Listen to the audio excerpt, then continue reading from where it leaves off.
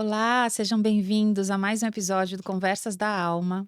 E hoje trazemos aqui uma convidada, Ana Maria Tonelli Rassi, mas mais conhecida como Ana Rassi. Isso. Seja muito bem-vinda, Ana. Muito Como vai? obrigada, tudo bem, Carla? Muito obrigada pelo convite, pelo carinho e olá aos ouvintes também, né? E Aham. vamos desenvolver uma conversa que eu espero que seja gostosa aqui para todos nós, né? Será, tenho certeza que será. Sim. E hoje nós abordaremos um pouco um tema que até está bastante em voga nas mídias, mas não de um lado positivo, né, sobre adolescência. Mas a gente vai trazer aqui uma conversa de caminhos para essa adolescência, né, de novos caminhos, de novas oportunidades, porque é uma fase de um total desabrochar, né, Ana? Isso E mesmo. a Ana trabalha no semeador por bastante tempo já nessa área. Então é isso que nós iremos conversar um pouquinho. Então fique com a gente, que eu tenho certeza que trará bastante benefício essa nossa conversa. Mas Ana, a gente Uhum. pede sempre uma oração para abrir o nosso trabalho Sim. aqui na casa, a nossa conversa. Então eu gostaria de convidar você para fazer essa oração. Tá bem, vamos lá então. Então, nesse momento, nós, em primeiro lugar, agradecemos pela oportunidade de estarmos aqui, reunidos em nome do nosso Mestre Jesus, pensando, sentindo as boas vibrações da espiritualidade amiga, para que a gente possa estar conectado, não só na mente, mas também no coração, para que essa nossa conversa seja muito positiva, fluida e que possa levar a cada uma das pessoas que nos ouvir um alento, um conhecimento e o desejo de despertar e aprender um pouco mais. Nós agradecemos aos nossos mentores que nos acompanham em todos os momentos e juntos pedimos licença para dar início a esse nosso trabalho hoje aqui. Obrigada, Pai, e que assim seja. Graças a Deus. Graças a Deus. Ana, conta pra gente um pouquinho, né, dessa sua trajetória, quando que você adentrou aí ao meio espírita, né? Porque você, pelas nossas conversas paralelas, também não é de uma família que veio logo da sua infância, né? Uhum. Então conta pra gente um pouquinho dessa sua trajetória, como que você adentrou ao casa espírita e de lá para cá, Uhum. quais os chamados que você foi recebendo, direcionando o seu Sim. trabalho dentro do semeador? Sim, aham. Na verdade eu tive uma família um pouco dividida, né, pelo lado da minha mãe, a minha mãe era mais católica, minha mãe rezava muito, então eu sempre me lembro a imagem dela sempre rezando bastante, e eu vim de uma formação católica também, porque eu fiz o catecismo, eu morava em cidades pequenas e nas cidades pequenas e depois quando vim para São Paulo, os jovens estavam todos na igreja e eu queria estar com os jovens. Então, eu também fui fazendo esse meu crescimento dentro do catolicismo. Tá. Mas o lado do meu pai, eu via mais o lado espírita funcionando. Então, o evangelho, os livros espíritas estavam também sempre por ali. Então, o meu pai era estudo de várias religiões, mas eu me lembro dele muito dentro do espiritismo, especialmente quando eu era menor, né? E então eu tive, acho que essa mistura em casa. E lá em casa também ninguém obrigava ninguém a nada. Então a gente ia desenvolvendo, mas sempre com alguma leitura, com algum estudo, ou indo à igreja, porque eu fazia este caminho, né? Então eu tenho a minha mãe sempre com essa ideia de rezar muito, de orar, e o meu pai, eu tenho essa imagem, que às vezes até pode ser diferente para os irmãos, né? Mas eu tenho mais a imagem do meu pai dentro do espiritismo, né? Porque eu via com as minhas tias Estudos, fazendo né? evangelho, isso. Então, acho que veio essa mistura daí. Depois, o que que aconteceu? Eu não conseguia ter mais as respostas para as coisas que eu queria. E aquilo começou a me incomodar um pouquinho. Uhum. E a minha mãe, ela desencarnou, na minha opinião, muito cedo, né? Mãe sempre desencarna Sempre muito é cedo, cedo, né? aham. E quando ela desencarnou é que eu comecei a falar, então agora eu preciso de alguma coisa a mais. Uhum. Então aí eu comecei a ler O Nosso Lar, e daí eu tô até hoje. Então a minha mãe desencarnou em 90, ou seja, eu tô nessa caminhada aí desde 90, então, né? Que E, bacana.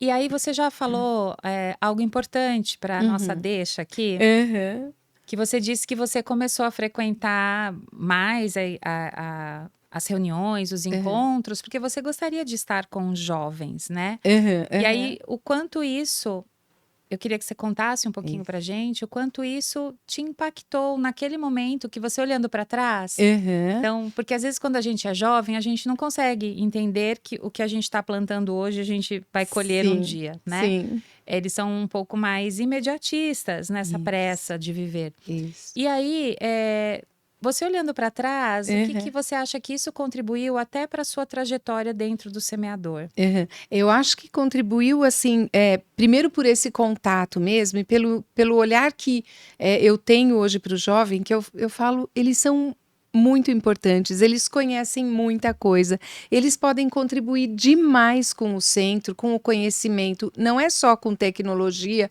ou com cuida disso, cuida daquilo, não, eles podem contribuir com conhecimento e com o Uhum, trabalho mesmo, assim como um uhum, adulto, né? Então, eu acho. Primeira, e isso é a primeira coisa. Mas eu participava de grupo de jovens também e cheguei a fazer encontro de jovens onde a gente ficava o final de semana junto, estudando. E isso foi muito importante, porque eu vi a participação de todos ali. uhum. E aí eu acho que isso ficou lá reservado, né, na minha mente para um dia falar: olha, agora tudo aquilo que foi legal para você, você tem como retribuir. E eu acho que foi mais ou menos esse o caminho, ainda que de forma inconsciente.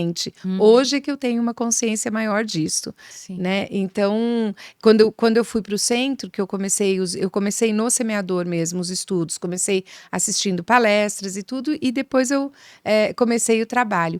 E quando eu fiz o curso mediúnico, tinha um grupo que indicava mais ou menos, né, aonde que a gente deveria trabalhar. E para mim veio com jovens. A minha orientação foi que eu deveria trabalhar com jovens.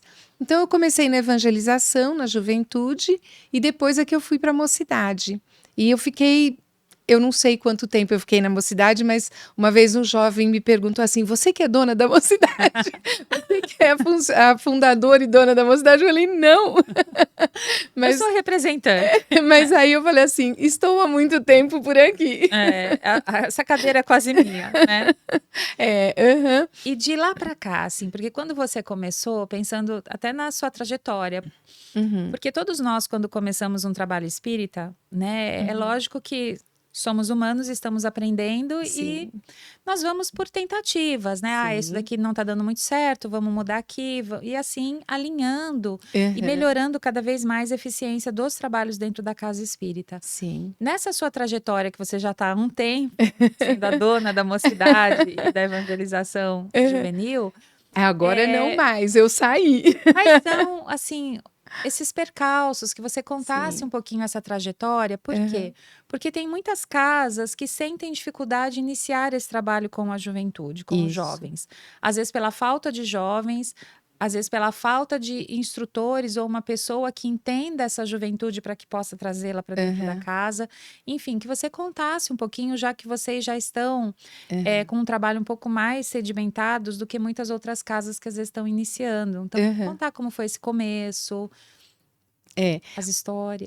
O começo da mocidade, ele é sempre, acho que sofrido mesmo numa casa, porque é uma idade que os jovens têm interesses diferentes, eles querem estar em outros lugares, Uhum, ou querem que os amigos estejam juntos, e os amigos normalmente falam, mas você é bobo, você vai numa casa espírita, você vai falar de Jesus. Então tem esse tipo de coisa que às vezes prejudica um pouco uhum, a entrada do jovem numa casa espírita. Então, eu acho que assim, quando eu comecei, era uma coisa muito pequena. Houve um tempo em que a mocidade lá era grande, depois ela se dissolveu por algum motivo e depois foi começando de novo e tomou uma força bem grande. Tanto que hoje nós temos os que eram, porque agora eu já não estou mais trabalhando com eles, eu deixei a cadeira lá, acabei me afastando um pouco e fui fazer outras coisas, embora já fizesse, também continuei fazendo outras coisas. Mas achei que era hora mesmo, sabe, de deixar e outras pessoas precisam assumir. Terem a oportunidade. Isso. E eu acho que uma coisa importante é jovem formar jovem. Certo. Então, os jovens que estão ali, eles vão se formando para assumir as mocidades também. Porque é importante ter a linguagem do jovem. Eu sempre brincava muito que eu dizia assim, quantos anos você tem?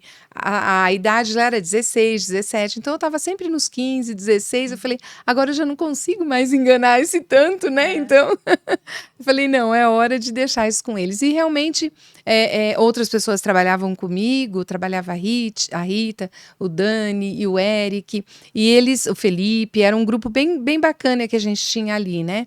E eles continuaram, o Eric era formado pela própria mocidade e ele continuou, e isso eu acho que é importante. Então, porque a proximidade, o entendimento é diferente. E o jovem que está ali, ele vai olhar e falar, puxa, eu também vou ser um dirigente, eu também vou ser um facilitador.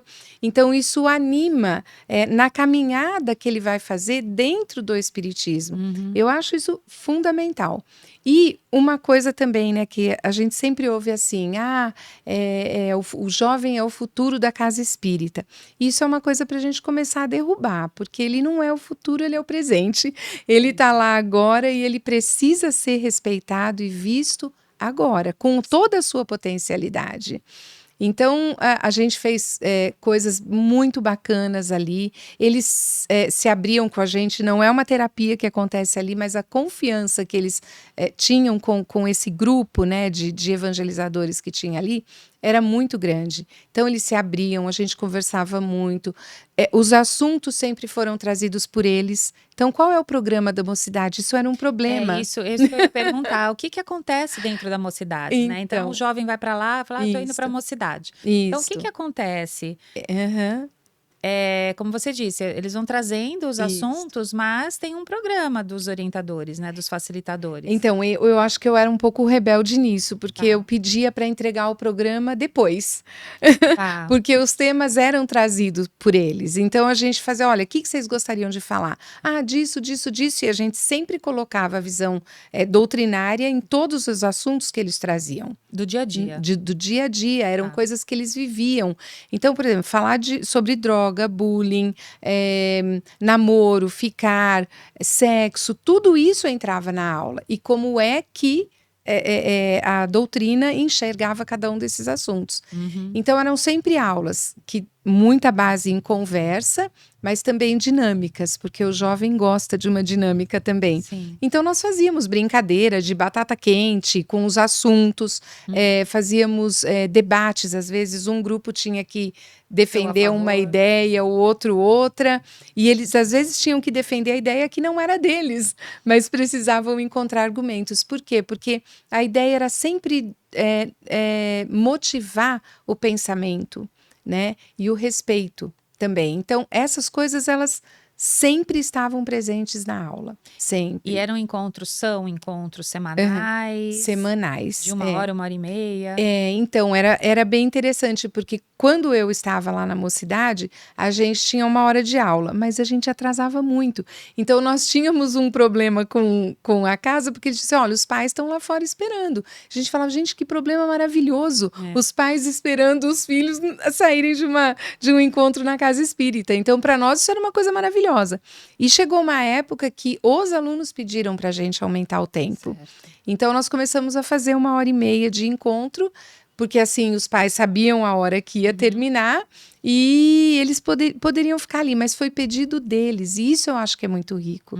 Então, ouvir o jovem com as suas necessidades e ter essas necessidades atendidas é tudo. E isso é o que a gente fala para os pais em casa também, né? Ouçam o seu filho. E eu digo assim, eu gostaria de ter esse conhecimento quando meu filho era adolescente, que eu teria feito muitas coisas diferentes, mas cada coisa é no seu tempo.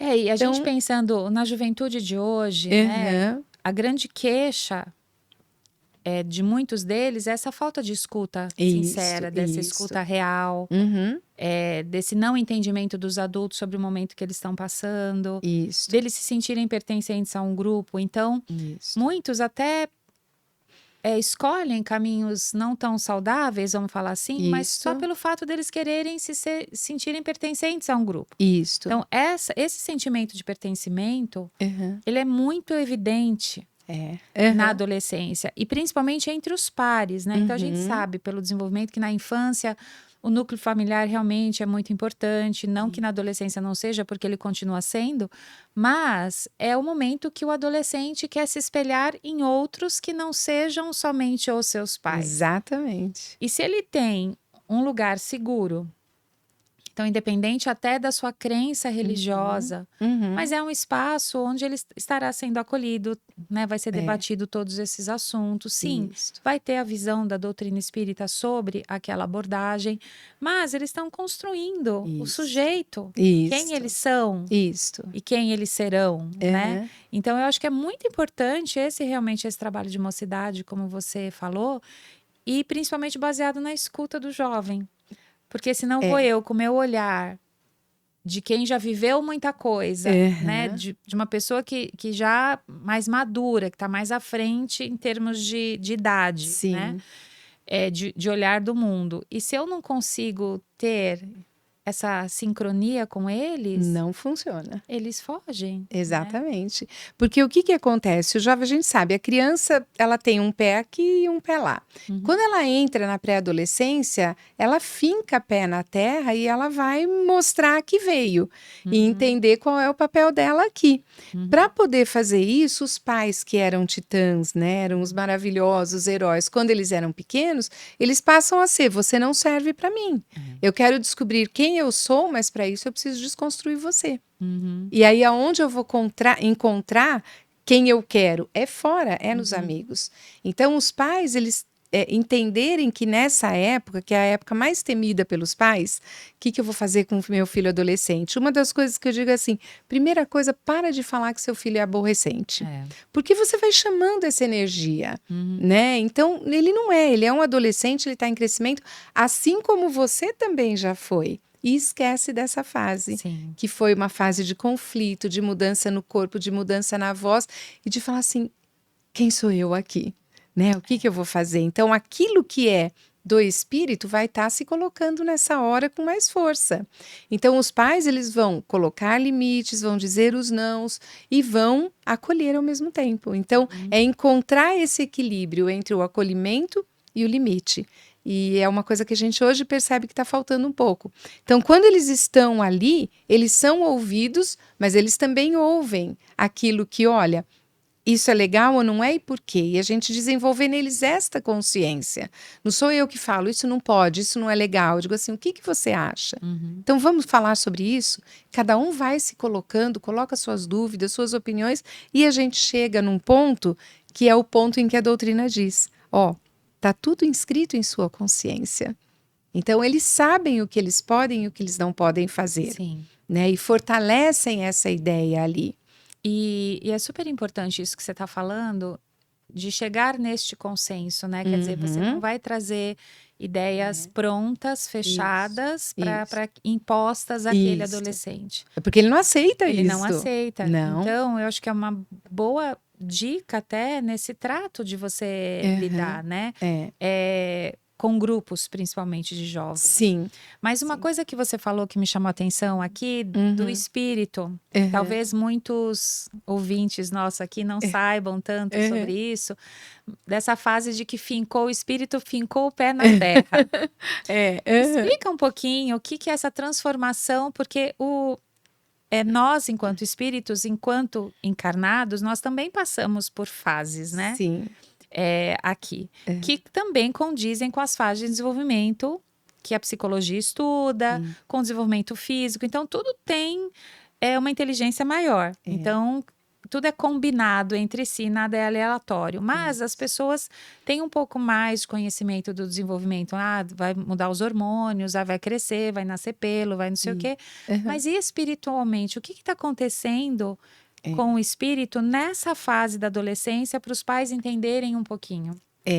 É assim, se nós pensarmos na nossa evolução como um todo, a gente ainda é meio adolescente espiritual, né? Mas assim, o que que cada um vai carregar e ele vai mostrar nessa época? São aqueles, vamos chamar de defeitos morais, né? Que fazem parte do ser espiritual e que cada encarnação traz a possibilidade de reparação, né? De ajuste, de adequação e tudo isso. Então, o que que eles percebem nessa época? É uma época em que eles vão ser mais egoístas, mais egocêntricos, o orgulho está mais ali, eles sabem de tudo. Então, espiritualmente, eles podem ter uma idade mais avançada, não apenas no conhecimento, mas moralmente também. Esses são normalmente aqueles que trazem os pais para o centro. Eles falam, ó, você tem que me levar lá. Então, ele vem e acaba dando uma organizada na família. Certo. E tem aqueles que vêm e dão uma desorganizada na família. E a família vai precisar buscar um meio de lidar com isso. Mas espiritualmente é isso. É quando o espírito ele vai conseguir entender as coisas que ele vai precisar reparar, aproveitando a reencarnação que ele tem. É isso mais ou menos que você está me perguntando? Não sei se isso responde. Porque eu já li também a respeito, até entra um pouco também de antroposofia, né? Que até os 7 anos, 8 anos de idade, não vou dizer que o espírito estivesse mais ou menos velado, mas é como se ele ainda tivesse realmente muito dependente das ordens morais e outras tantas da família. E que depois, na adolescência, é como que você falou, o espírito vai mostrar a que veio, né? Então, esses marcos de transformações que ocorrem dentro de uma encarnação. Porque nós sabemos que em cada encarnação nós trazemos, como você falou, os nossos defeitos morais. E é com aquilo que a gente vai ter que lidar para partir daquilo melhorar o nosso crescimento, aprimorar o nosso crescimento. Então, de contar um pouquinho como que era essa janela que parece que se abre para o mundo e fala assim, olha, as sementinhas estão todas aqui. Sim. Agora é hora de você ir semear o que você quiser. Né? Então, eu acho que é importante a gente falar sobre esse momento espiritual, porque muitas pessoas não sabem dessa janela que se abre nessa fase e o quanto a gente tem que cuidar disso. E assim, quanto é delicado esse momento. Né? Porque os pais, eles têm a responsabilidade da educação. Sim. E aí vai ser perguntado depois, né? O que foi feito do filho que eu te entreguei, né? E eu tenho que saber que eu tentei todas as possibilidades. Se alguma coisa não funcionou como eu acho que seria o melhor caminho, eu sei que eu tentei todas as coisas. A antroposofia trabalha muito com os setênios, né? Então, a gente no espiritismo fala dessa parte até os 7 anos de idade, que ele tem lembranças muitas vezes, até tem um amiguinho imaginário, e tem contato. Mas eu vi o meu avô aqui, eu vi a minha tia ali. Então, né, até os 7 anos de idade é relativamente comum aparecer isso, né? E a família aprender a lidar com isso e também não ficar assim, é mesmo? O que que ela falou? Olha, o que que ele fez? O que que não sei o quê? Porque às vezes os pais vão e querem ficar instigando a criança a falar, não é esse o papel, mas é entender que ela não tá louca, que ela tá vendo mesmo, que tá tudo certo, mas não tratar isso de uma maneira, nossa, olha, eu vou pegar todas... Vai ser médium. Inclusive entendendo a mediunidade como se ela fosse só para escolhidos de Deus, né? Então, não é mediunidade, é trabalho, é responsabilidade, é isso que as pessoas precisam compreender. E quando entram na adolescência, que aí elas dão conta de quem elas são aqui e se afastam um pouco dessas lembranças e desses contatos, a não ser que tenha uma mediunidade mais aflorada, desses contatos com a espiritualidade. E se a gente pegar aqui o desenvolvimento do próprio corpo, o que que acontece? A adolescência, a gente cobra uma série de coisas de adolescentes que eles não estão prontos para fazer. Porque a parte da razão no cérebro, que é aqui a parte frontal, ela se fecha até os 25 anos de idade, né? Então, tem coisa que nós vamos enxergar um perigo enorme e eles não vão enxergar. Mas isto não significa que eles não possam ter comprometimento no trabalho, que eles assumirem numa casa espírita e responsabilidade naquilo que eles estão fazendo. Então, aprender, estudar e divulgar. Aprender, estudar e divulgar. Esse é o papel. Então, dentro de uma casa espírita, a gente consegue fazer mais ou menos esse caminho com eles. Até teve uma época que eu falei, puxa, mas eles têm que dar palestra, né? Porque o jovem pode dar palestra. Ele não vai dar a palestra de um adulto. Ele vai dar a palestra de um jovem. Sim. Mas isto vai chamar outros jovens para a casa espírita. Então, nós conseguimos, uma época, fazer com que alguns jovens fizessem uma palestra para os pais que deixam seus filhos na evangelização. E eles ficaram encantados. Então, a responsabilidade que eles assumiram, fizeram uma palestra, agora não me lembro se foram 3 ou 4, mas dividiram, cada um falou uma parte, prepararam slides, e foi sensacional. E os pais ficaram bobos com a quantidade de conhecimento que eles tinham. Né? E aí a própria casa espírita precisar enxergar isso, né? Olha, como um grande possível. potencial, porque eles são muito potentes mesmo. Sim, E é como sim. você disse, o jovem não é só para ficar empilhando cadeira, pega aqui, leva ali, recebe aqui, entrega a fichinha. Não é só para isso, não. né? Eles têm muito conteúdo mesmo para ser ofertado. E eu acho que é importante dar essa voz, de fato, para o jovem, para ele não ficar só no fazer, né? No fazer, mas ele também estar nessa parte de propagar a mensagem. Exato, porque é importante e eles vão ser vetores, né? Isso que a gente precisa lembrar também, porque quando eu vejo que um jovem está lá e eu não acho esse jovem bobo, eu vou querer estar com ele ali. E nós vamos ficando velho, né, gente? A gente precisa sair uma hora e tal e dar espaço para os outros também. Então, isso é demais importante e isso vai ajudando a disciplinar o espírito. Então, ele vai assumindo responsabilidades que ele é capaz de cumprir. Então, é responsabilidade dos pais, sim, levar os seus filhos para uma casa espírita. Sim. Né? Ou até ou a gente uma religião. pensando no encontro de jovens, porque nós sabemos que existem trabalhos com jovens extremamente ricos nas outras religiões também. Isso. Né? E eu acho que o importante é isso. E eu lembro, e a gente aqui não é para ficar falando da infância, do meu tempo era assim, não é nada disso, mas que realmente era muito mais fortalecida essa juventude, em grêmios escolares, nas igrejas de modo geral, os acampamentos, os encontros, até o próprio escotismo, né, que trabalhava com essas questões também da moralidade. E hoje o jovem não encontra, né? O jovem hoje, ele não tem esses espaços, né? De agremiações, de clubes.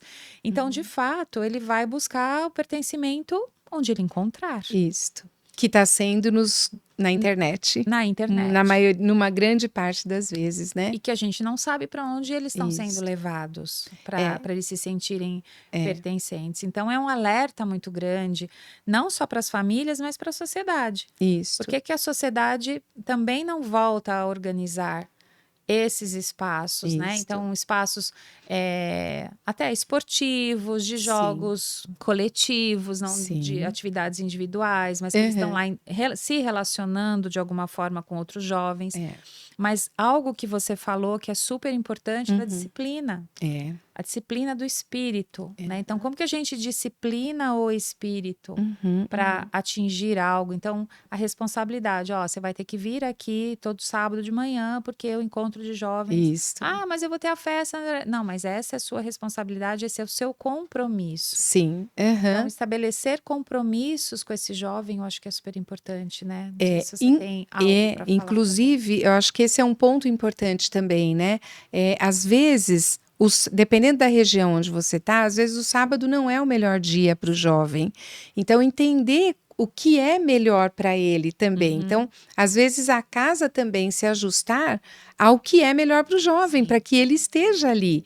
Porque se no sábado é o dia de ele sair, de jogar futebol, e ele não vai querer estar ali, então, né, eu acho que é importante conhecer a realidade da casa, a realidade do local e dos jovens que estão ali naquele local.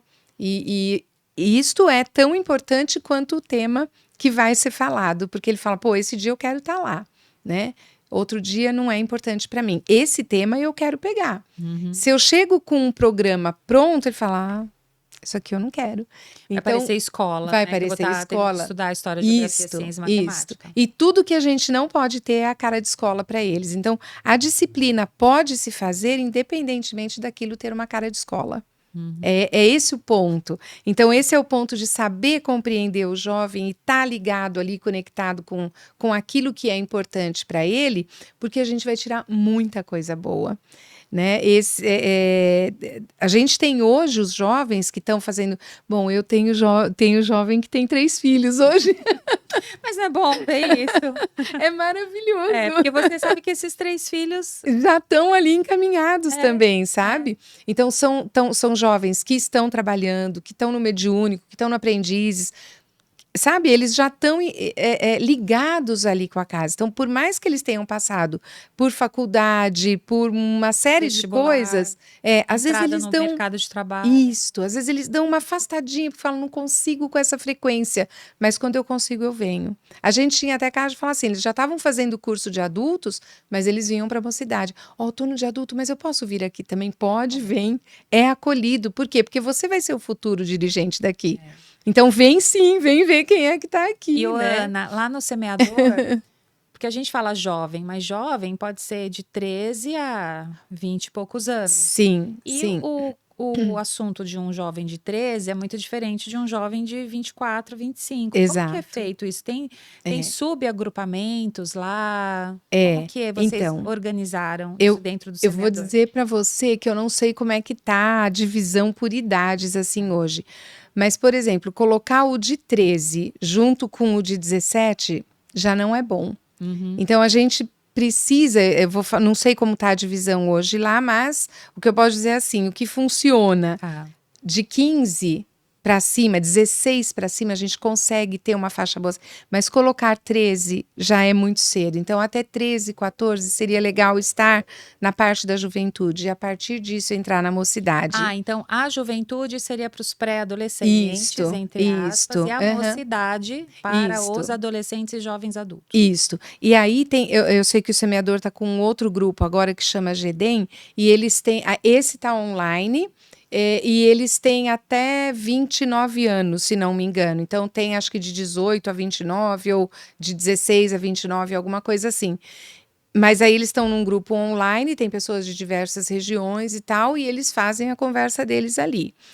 O grupo de mocidade, que está dentro da evangelização, então eles têm provavelmente até 17 anos, chegar até mais ou menos essa idade, de 15 a 17 ou 14 a 17, deve ser mais ou menos isso, porque houve mudança, e eu não acompanhei essa mudança, por isso que eu não quero dar certeza. Mas pegar 13 com 24 não dá certo. Não. Mas e o grupo da juventude? Porque a gente conversou bastante sobre a mocidade. O grupo da juventude, ele trabalha, pelo menos na época que você estava à frente, no mesmo formato, mais ou menos, que esses jovens trazem os temas, que é discutido, ou não? A juventude... Ou já tem algo mais parecido com a evangelização infantil? Isso, a juventude estava mais próximo disso.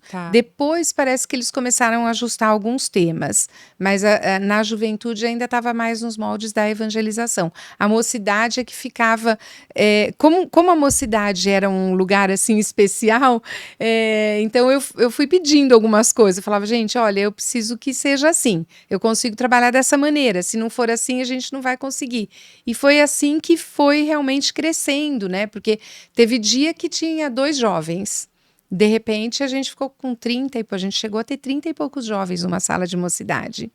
Então, foi muito legal, mas foi num crescendo mesmo. Mas porque teve esta liberdade para poder fazer o trabalho. Eu acho que isso é importante, essa coisa muito encaixadinha, para eles funciona um pouco diferente, né? Então... Eu acho bacana, e eu acho que a mocidade da USE está tentando promover isso também, que são esses encontros entre mocidades, né? Sim. Um passo a mais, quer dizer, já tem as mocidades em alguns centros espíritas, não todos, porque às vezes falta o jovem, né? Não a vontade da casa abrir essas portas, mas que é bacana também ter o fortalecimento desses encontros. Então, nossa, eu participo de algo maior ainda. Que eu vou encontrar mocidades de outras regiões, de outras casas. que me lembra muito esses grandes eventos que tinham antes, que você unia, às vezes, vou lembrar de novo dos grêmios, que você Sim. unia, ou nas próprias outras religiões, que tinham os acampamentos, que reunia gente.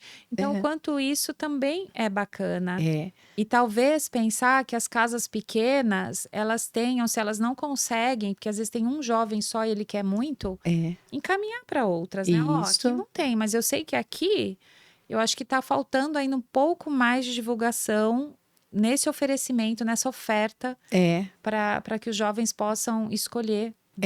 Você sabe que nós fizemos uma viagem para Minas com o grupo da mocidade e que foi um despertar assim maravilhoso, porque Minas é uma região muito especial, né? Então eles fizeram várias visitas, né? A gente fez várias visitas, eles prepararam aulas para dar atividades, né?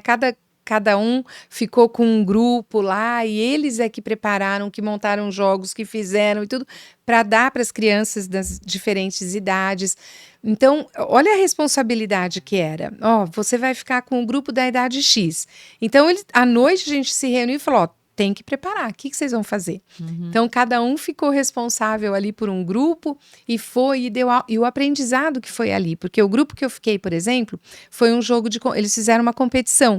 Então, quem acertava essa pergunta ganhava, não sei o que, ia ser o vencedor. Quando nós chegamos lá, nós falamos assim, opa, não é assim que funciona aqui. Quando eu comecei a ver, eu falei, aqui não é a competição que é estimulada.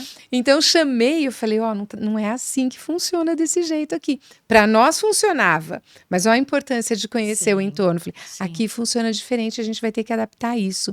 Ah, mas é que... Falei, então, você viu que essa resposta foi certa e essa também? Mas aquela foi mais completa, mas os dois se esforçaram e responderam. As duas estão certas. Então, no fim, todo mundo ganhou. Mas foi um aprendizado enorme, porque a gente ali na hora percebeu que não era daquele jeito. Eles receberam a gente, crianças, eles deviam ter acho que 12 anos, eles receberam a gente com uma oração e cantaram. Que, aliás, é outra coisa importante na mocidade, a música. Então, cantar, se tocar. Teve aula que a gente fez, por exemplo, que cada um apresentou o seu talento.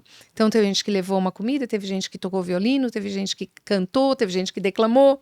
Então, conhecer essas potencialidades. E isso é muito bacana isso que você está trazendo, Ana, porque às vezes o jovem nem sabe. Ele às vezes muitos entram nesse assim, eu não sei nada, eu não sirvo para nada, eu não sei fazer nada. Exato. E quando você fala assim, não, você tem um talento, o que é o que você sabe, que você gosta muito, que você domina? Isso. Ah, mas mas tem alguma coisa que você deve ser bom em fazer. Então, até dar visibilidade a isso, porque às vezes ele nem enxerga isso dentro dele. E o quanto é importante você ter esse reforço. Olha, tá vendo? Você trouxe uma comida aqui, ensinou a fazer, né? Enfim. Então, vê como é muito mais aberto o espaço da mocidade, né?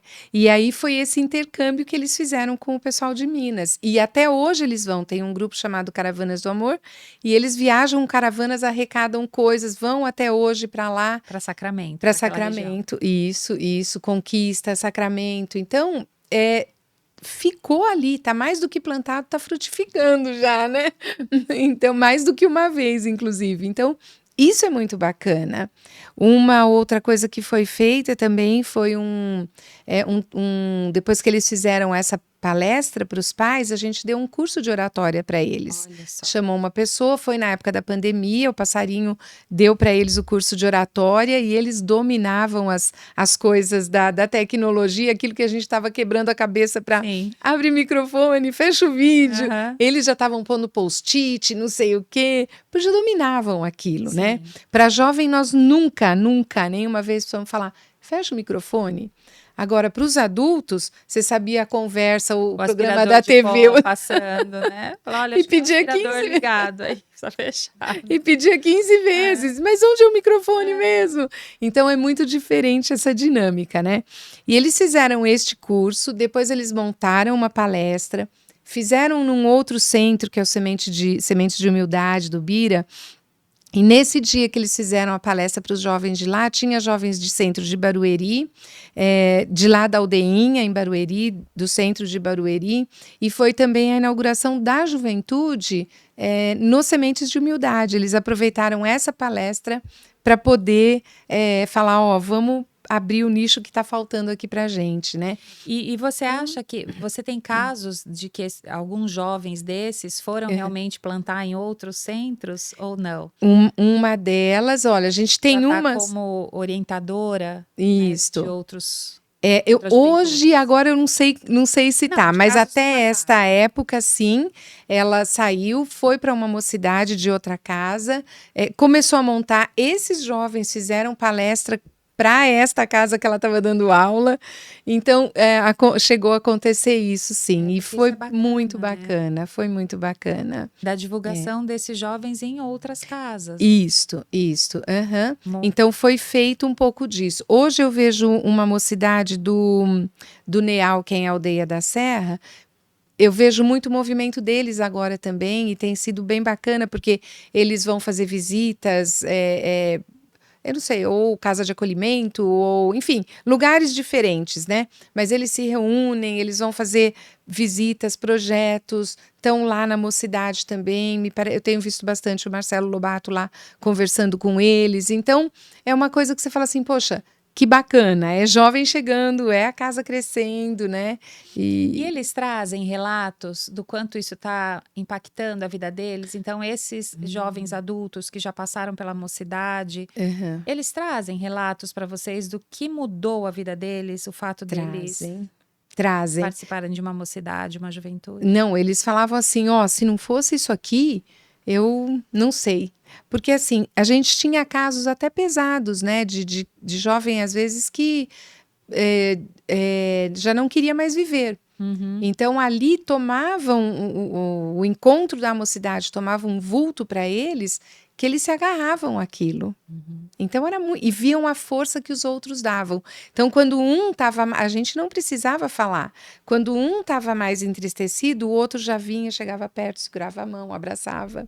Olha só. Então, eles já se acolhiam. Então, era muito bacana. A gente já não precisava mais plantar aquilo. Aquilo já estava ali plantado. Então, eles faziam grupos, inclusive fora. Às vezes, a gente ia fazer aula na casa de um deles. Ah, então a mãe permitia, aí a gente ia e fazia a aula lá. Mas não vai fazer no centro? Não, vai ser na casa deles. Um tocava piano, outro tocava violão, e levava comida. Aí falou assim, mas isso aí é um encontro social. Não, não é. A gente sentava, fazia oração, conversava o tema que tinha que ser discutido e junto com tudo isso acontecia a comida, o lanche, né? Sim, e aí Tudo. a gente tem que pensar, tudo isso que você está me contando, o quanto é importante essa flexibilidade para lidar com esse jovem. Isto. Porque é o que você falou, não importa o lugar, se está dentro de um centro espírita, se está num Isto. parque, se está na casa de alguém. E o quanto também ir na casa de alguém é simbólico. Exato. Então, tipo, olha, eu tô abrindo a porta da minha casa para receber vocês. E os próprios outros adentrarem esse outro ambiente também. Então, não é só num centro espírita. Exato. Né? Então, a gente tem que entender que esses encontros, eles podem acontecer assim como Jesus, né?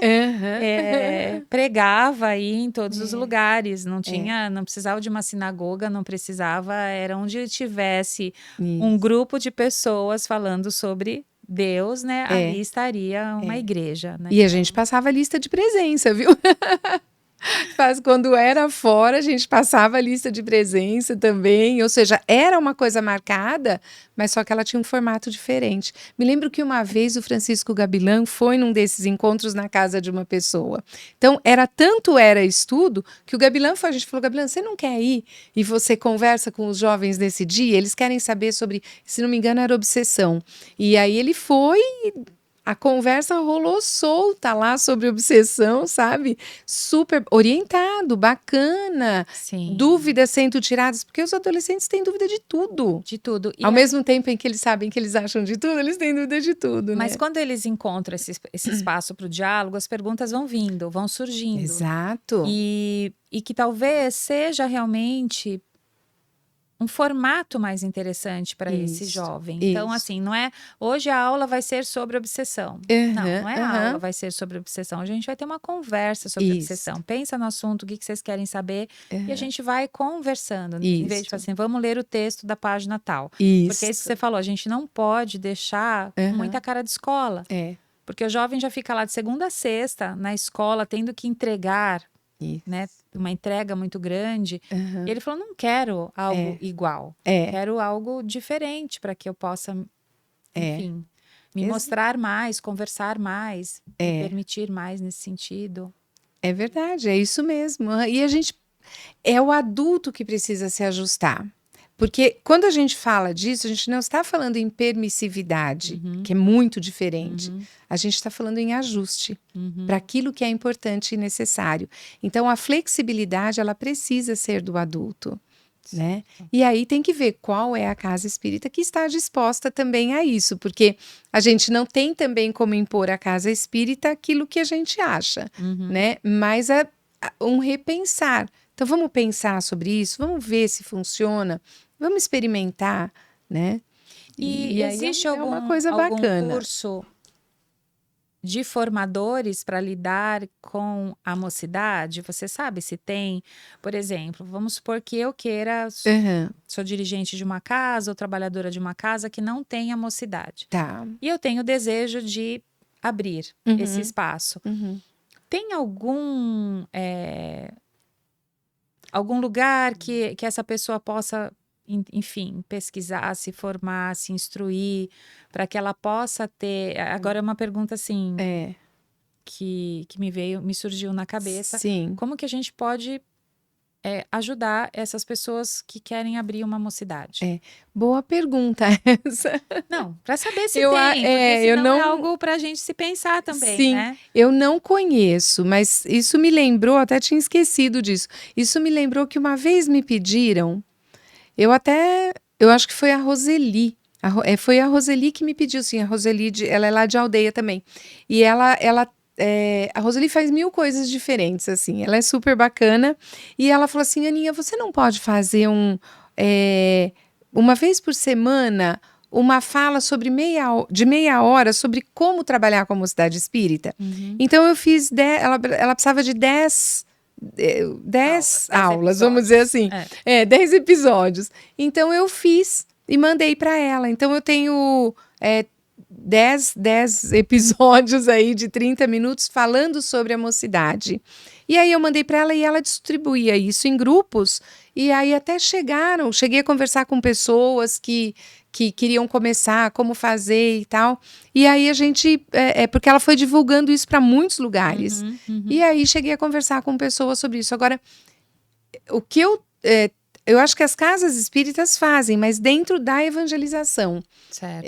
Eu não sei se é dessa maneira que eu tô falando, sabe? Eu acho que eles já têm dentro da evangelização uma coisa montada e trabalha-se mais ou menos dessa maneira. Mais ligado à juventude até do que à mocidade. Ou seguir o mesmo esquema com a mocidade, Entendi. né? Eu acho que é seguir com a mocidade do mesmo jeito. Que aí eu acho que é isso que eu tô falando que é diferente, né? E aí, novamente, a gente cai na questão da flexibilidade, qual é o caminho melhor para cada casa. Isto, Então, isto, que não há um caminho único. isto.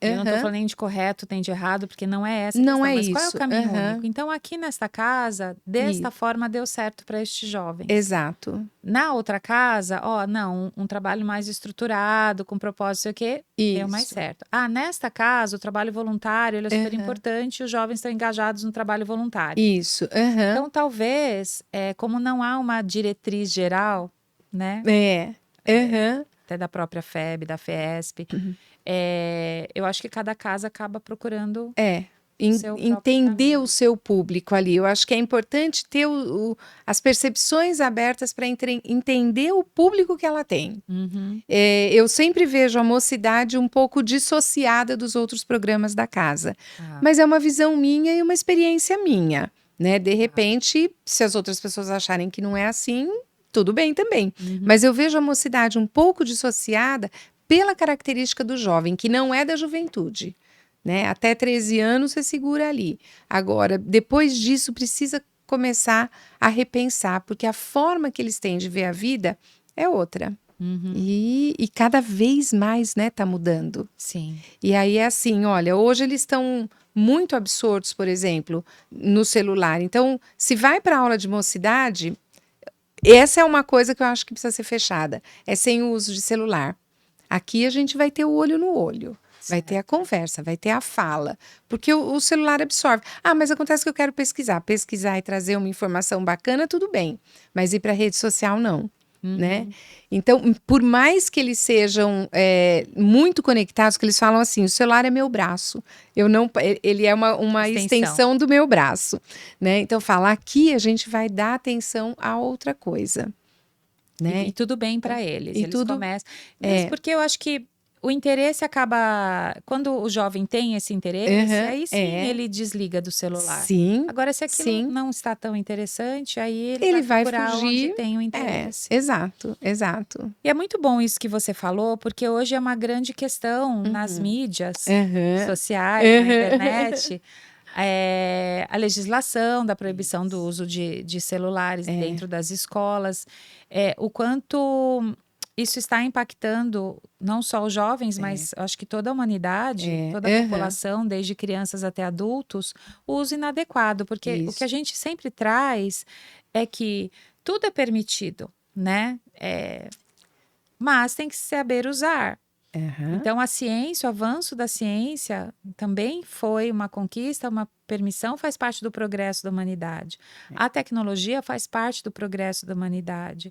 O avanço da medicina faz parte do progresso da humanidade. Mas nós sabemos que, pela questão moral, alguns usam bem, outros não usam bem.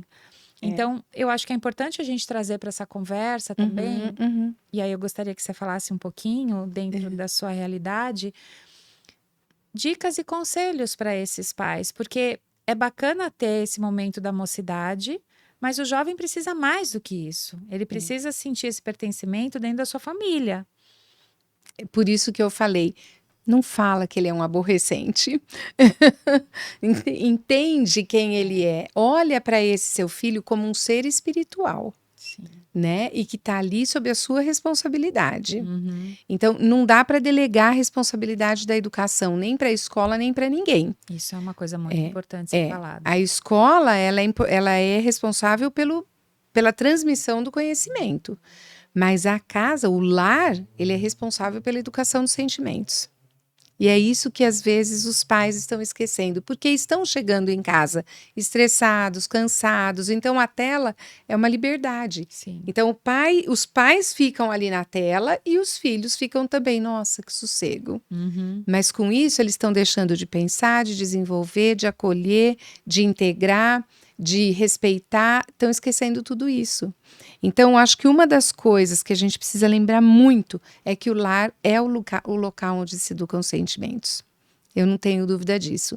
Lembrar que a família continua sendo a célula máter da sociedade. Não dá para dissociar, não dá. Né? Proporcionar àqueles que estão em casa o melhor ambiente possível é responsabilidade, sim, dos pais. Então, buscar fazer com que o lar, não a casa física, mas o lar mesmo, no sentido que ele seja acolhedor. Olha, eu te ouço, eu não concordo com o que você está falando, mas eu te ouço, tá? Eu não concordo assim, eu vejo isso que você está falando de outra maneira. Eu vejo assim, assim, assim. Você vê assim, assim, assim. Nós nos respeitamos com a diferença de opinião. Sim. Mas algumas coisas os pais vão dizer, isto é não. Isto é não. Isto é não. E eu acho que é importante Isso é falar, fundamental. olha, isto você não pode decidir ainda. Isto. E isso, por mais que você queira, você ainda não tem uma maturidade, um discernimento para poder escolher. Exato. Então, isto eu escolho. E é não. Hoje sim. É não, exato. Os pais hoje eles têm medo de falar o não e receber um não ser amado pelos filhos. Então, assim, se eu falar não e ele não me amar?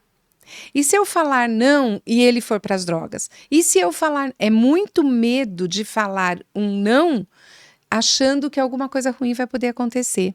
Muitas vezes o filho está gritando por um limite. Ele está gritando por um limite. Eu sempre dou um exemplo que uma vez eu estava fazendo assistindo um congresso, e a pessoa falou assim, olha, ela estava passando pela Rebouças e ela começou a ver muito retrovisor na Rebouça. Eu falei assim, mas por que tem tanto retrovisor aqui no chão? E quando ela foi ver, sabe quando as faixas estão sendo pintadas? Não tinha faixa. Então, os carros só paravam quando batia no retrovisor do outro. Ele estava indo e mudava, não Sim. percebia que estava mudando. Bateu no retrovisor, ele voltava. Ou seja, o limite, ele é importantíssimo na nossa vida. Sim. E não é porque o mundo mudou, porque a tecnologia mudou, porque tudo evoluiu, que o limite deixou de ser importante. Sim. Então, isso desde os nossos tataravós, desde sempre, isso existia e continua existindo. Então, a gente não pode ter medo de colocar limite e de falar não.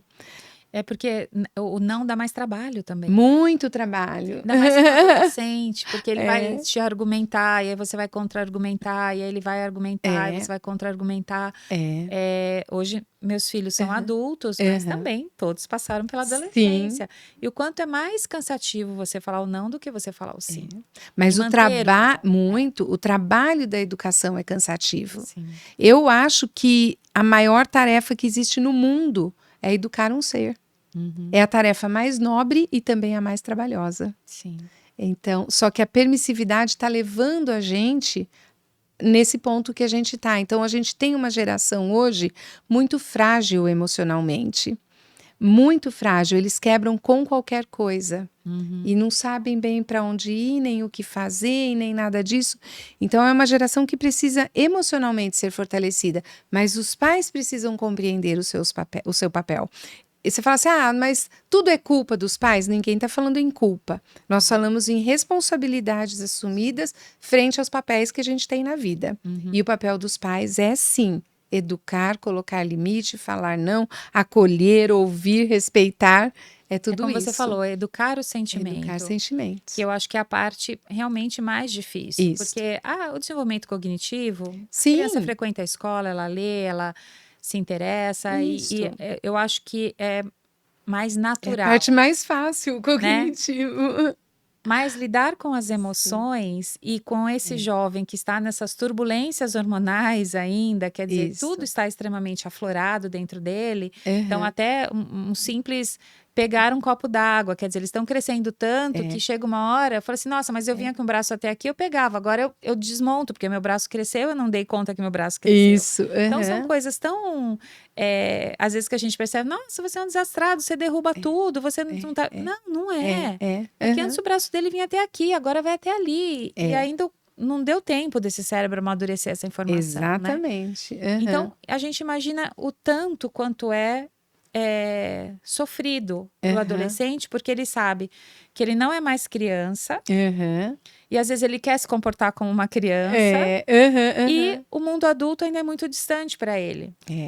Aí eu lembro até meus filhos nessa época, né, que aquelas reuniões de família que não pode mais brincar com as crianças porque não vê graça e também não quer ficar com os adultos porque é chata a conversa dos adultos. Aí o adolescente fica fazendo o quê? Né? Então, hoje em dia, eles vão para a tela. Exato. Então, nas grandes reuniões, nos aniversários, nas festinhas de família, você vê lá os adolescentes, quando não tem outros pares de adolescentes ou... E é onde a gente fala, mas é um bicho do mato, né? Olha, não fala com ninguém, é um bicho do mato. Ele vai sendo cada vez mais um bicho do mato. Sim. Sabe que eu acho que também tem uma coisa importante de falar assim? Porque hoje, o que a gente percebe? Que a infância encurtou e que a adolescência esticou. Antigamente, a adolescência era dos 13 aos 19. Isso era adolescência. Hoje, não. Hoje, a adolescência está indo até 30, 33 anos de idade. Nossa. É um desespero os pais ouvirem isso. Mas eles também precisam entender que depende deles dar autonomia e responsabilidade para os filhos. Sim. Que às vezes eles estão indo para a faculdade, ele quer levar na porta da escola. Então, não, tem que ter autonomia.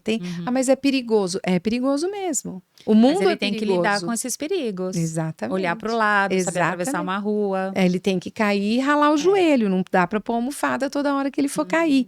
Então, os pais também compreenderem isso. Sim. Né? E a adolescência é encurtada, por quê? Porque as crianças estão ouvindo músicas hoje que tira a infância. Elas não sabem nem o que é, mas não são apropriadas para elas.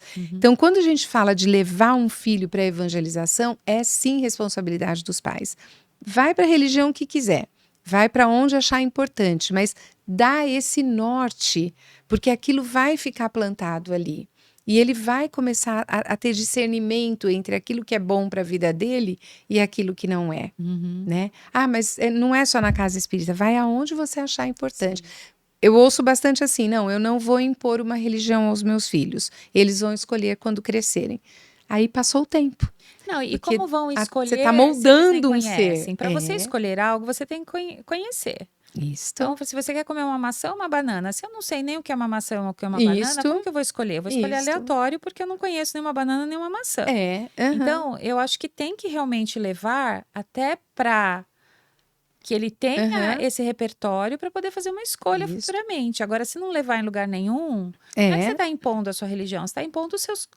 Impondo não, você está transmitindo os seus costumes. Você está levando para aquilo que você Então, fala assim, considera que importante, eu não é? considero. Então, se eu sou católica, eu levo para a igreja católica. Se eu Isso. sou protestante, eu levo na Sim. presbiteriana. Se eu sou espírita, eu levo no espírita. Se eu sou do candomblé, eu levo Aham, para o candomblé. aham. Então, eu acho que é importante esse modelo dos pais mostrarem, sim, ofertar isso. Isso. Se depois, na vida adulta, ou quando eles forem mais velhos, eles falam assim, não fazem sentido, como muitos de Isso. nós migramos, mudamos de religião e está tudo bem. Aham, não há Então, problema nenhum. não há problema nenhum. De repente, eu poderia ter tido uma história ao contrário, ter vindo de um conhecimento espírita desde a minha infância, e chega na fase adulta, eu falo, não, isso não faz mais sentido para mim, eu vou Uhum, escolher outra coisa. Eu vou pro sim, budismo, vou pro Seishonoe, sei lá para onde eu sim. vou, né? Aham, Porque eu acho que essa busca de cada espírito, mas tem que ser ofertado algo para Isso. esta criança e para esse jovem. É. Então a gente não pensa qual é a melhor escola para os Isto. nossos filhos, Isto. quem consegue, quem pode escolher, quem pode pagar uma escola privada. Aham. Não, você vai estudar nessa escola porque é essa escola que eu acredito que os valores combinam mais comigo. Então você não Isso. vai falar, não vai estudar em escola nenhuma, porque quando ele for adulto ele escolhe. É, então. Não tem coisa isso. que não tem escolha, né? Não dá. Então a gente Desculpa. tem que quebrar esse Isso. mito Isto. em relação à Aham. religião que a gente está impondo. É, A gente não está impondo, a gente está ofertando. exatamente. Eu acho que é isso que cada família aqui tem que começar a pensar. Você está Isto. ofertando para o seu filho uma oportunidade dele estar num ambiente seguro, num ambiente protegido, onde estará ainda desenvolvendo Exato. o seu espírito. Né? Exato. É lembrar, né? Os filhos, como a gente recebeu um bloco ali de argila. Eu recebi um bloco de argila. O que que eu faço com aquilo? Eu vou deixar ele ser um bloco de argila a vida toda? Então, o papel dos pais é sim moldar esse bloco. E tem uma idade para fazer isso. E essa é a primeira infância. Né? Então, até os 7 anos de idade, vai moldando essa pessoa. Porque depois, na adolescência, você continua orientando, mas nem tudo ele vai pegar. Uhum. A orientação, ela nunca vai deixar de acontecer. A gente vai orientar a vida toda, Sim, né? Mas está com 40 anos e continua sendo meu filho. sim. Então, é uma hierarquia que a gente também não pode esquecer. Eles precisam saber olhar para essa hierarquia e respeitar, né? Então, num grupo de mocidade, por exemplo, a gente senta todo mundo junto, não vai dar aula em pé, tá todo mundo junto, mas eles sabem para onde direcionar o olhar. Então, existe uma hierarquia, né? E eles respeitam isso. Em casa também existe uma hierarquia. Hoje, eu digo que era assim, a hierarquia era assim e agora ela horizontalizou. Quando horizontalizou, você não sabe mais para onde olhar e se perde. E a Então, grande nós precisamos do questão norte. que os jovens, e na verdade não é só os jovens, que os professores estão sentindo a Aham, falta dessa hierarquia, Isto. do respeito ao adulto que isso. está lá tomando conta, né, ou orientando, ou sendo responsável por aquela sala de aula. Aham. Então, por quê? Porque perderam essa hierarquia desde pequenos em relação aos pais. Porque é o Isto. que você falou, verticalizou. Aham. E eu não posso, uma criança de 5 anos, 4 anos, não ser esse porto seguro e mostrar, olha, eu sou sua mãe, eu sou seu pai. Isto. Isso você pode, isso você não pode. Isso você pode escolher, isso você não pode escolher. Exato. E deixar isso muito claro. Claro para eles, E eu acho bacana essa fala sua, que os pais são pais eternamente dos seus filhos, né? Então, tá com 40 anos, eu lembro a minha mãe que ela continuava comprando ovo de Páscoa. Na Páscoa, eu falei, mãe, eu tenho filho, você já é avó, né? Não, mas vocês sempre vão ser meus filhos e eu vou dar ovo de Páscoa. Isso mesmo. Né, para vocês e não sei o quê. Então, assim, o quanto, né, é só uma brincadeira, Sim. mas que continuam. Não, eu Só falo, que é esse ano, outro, né? o Zé, ele falei pro É. meu marido, ele falou assim, você quer? Eu falei, quero. Eu Uhum. não consigo passar a Páscoa sem abrir um ovo. E fiz a mesma coisa também, né, com o É. meu filho. Mas tem 40 anos, tá bom, mas ele e minha nora precisam do ovo, né? É. É um Então, carinho, uma forma de carinho, de falar, ó, aham. você fica dentro de mim para sempre, Sim, e não né? precisa ser uma coisa grande, Não, cara, nem nada disso, mas é o que aquilo é o gesto. representa, né? É o gesto, É o gesto, exatamente, é o gesto. né? E eu acho que quando esses limites são muito bem estabelecidos, os Aham, filhos, mesmo adultos, aham, eles veem nos pais esse porto seguro, esse lugar de exato. voltar quando alguma coisa não está bem na sua vida, né? Isto. Então, aquele colinho, o famoso colinho de mãe, aquela É, conversa com o pai, né? aham, Que eles mesmo adultos, eles têm esse espaço. Até isto, falar sobre dúvidas de trabalho, sobre relacionamento com o marido ou com a esposa. isto. Então, vem nesses pais Aham, realmente um exemplo. é, Um aham, exemplo no sentido de que, olha, eu confio em você. isto, Não que eles são isto. perfeitos, porque ninguém Aham, é perfeito. aham, E essa é aham, uma fala que eu lembro que eu tive com a minha filha, né, aham, que hoje está aí com 28 anos, mas que ela adulta falou aham. dela na adolescência, né? Então Ah, ela se olhando. aham, E aí ela falou assim: mãe, é muito difícil para o jovem aham. entender que os pais não são perfeitos, que os pais É, erram. Porque a isto. gente cria aquela ideia de super-herói na nossa Sim, cabeça, e quando um sim. pai comete um erro, uma mãe comete um erro, Uhum. aquilo parece que destrói uma Aham, parte da gente. E é, aí a gente foi conversando, eu falei, então, filha, desconstrói o imaginário que vocês tinham. E isto. vocês, enquanto adultos, começam a entender que vocês também erram, podem Aham, errar, não são perfeitos, e não é porque você isso. virou mãe ou pai que você se torna perfeito. Isso, Então exatamente. foi uma conversa assim que foi bacana, porque ela estava olhando para ela adolescente, nós duas Olha só. adultas conversando, Aham, aham, e os pais tentam ser os melhores. Eu acho que isso que também é importante a aham. gente deixar confortável para essas Sim, famílias, que ninguém é perfeito. é, E se ninguém é perfeito em lugar, em papel algum. Mas a gente tem que exatamente. tentar melhorar enquanto filho, enquanto pai, enquanto Isto. mãe, enquanto amigo, enquanto irmão, enquanto cidadão. A Aham, gente tem muitos campos é, para ser melhorado. é, E o adolescente, ele começa a entender cada vez melhor esses papéis, né? Então, o que isto. é realmente aí a minha mãe? O que é o papel de esposa? O que é o I papel de marido? O que é o papel de amigo? Uhum, Eles uhum. começam a questionar e I observar muito. isto. Observar Isso muito. mesmo. Eles são, a gente acha que eles estão muito no mundo da lua, mas eles estão lá Eles observando te devolvem tudo. tudo. Então, Aham. cuida, né? Seja Cuida. exemplo, Isto. cuide, faça um bom trabalho. E perfeição não dá. A gente sabe que a gente está aqui em busca da perfeição. Sim. Mas a gente começa a jornada do que é ser mãe exatamente no momento em que o filho começa a jornada de ser filho. Sim. Ou seja, Então eterno é um aprendizado. eterno aprendizado. Sim, é Nenhum um deles eterno vem com aprendizado. nada vem com manual. Sim, Então a gente vai fazendo essa caminhada é. junto. Mas mesmo fazendo junto, existe a hierarquia, Eu lembro uma né? vez que eu estava lendo, a gente já vai caminhando, porque já passou aqui Já passamos bastante. do tempo.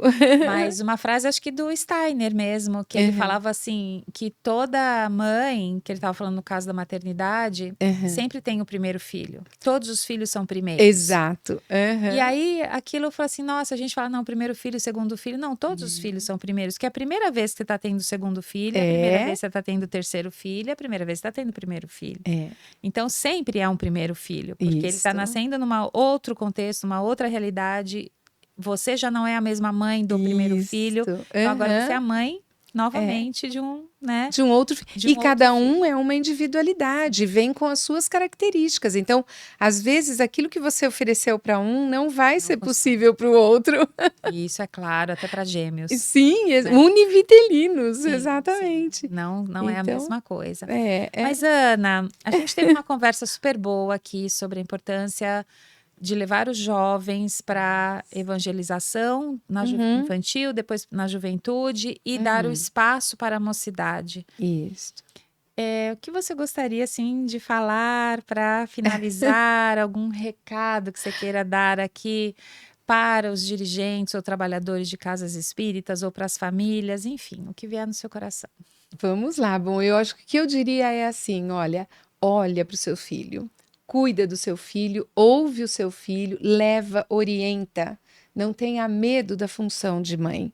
Pode errar, não tem problema, vai levantar e fazer novamente a caminhada. Se precisar pedir desculpa, peça desculpa. É.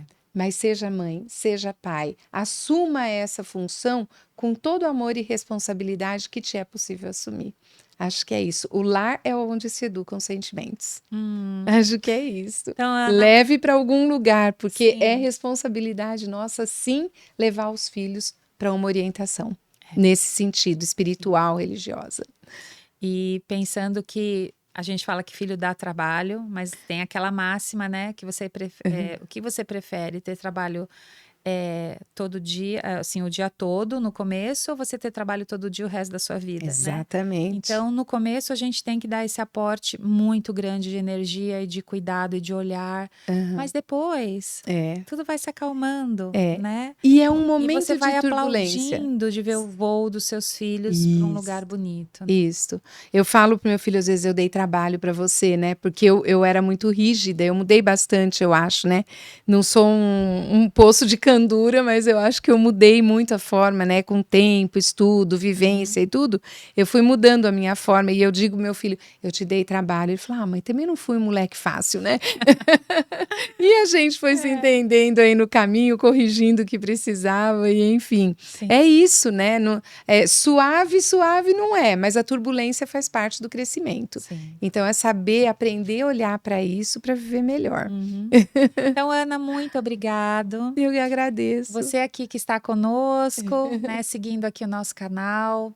Lembrando que nós estamos dentro do canal Espiritismo com Cristo e nós esperamos de verdade que esta conversa tenha feito sentido aí para você, enquanto pai, mãe ou dirigente de uma casa, Isso. ou às vezes até o próprio tio, um padrinho, uma madrinha, enfim, qualquer pessoa diretamente envolvida, que você tenha esse olhar para esse jovem como realmente alguém, um espírito potente.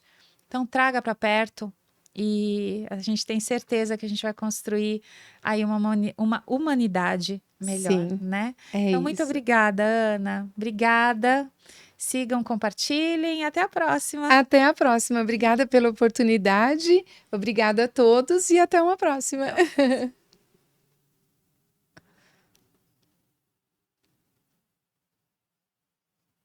Foi?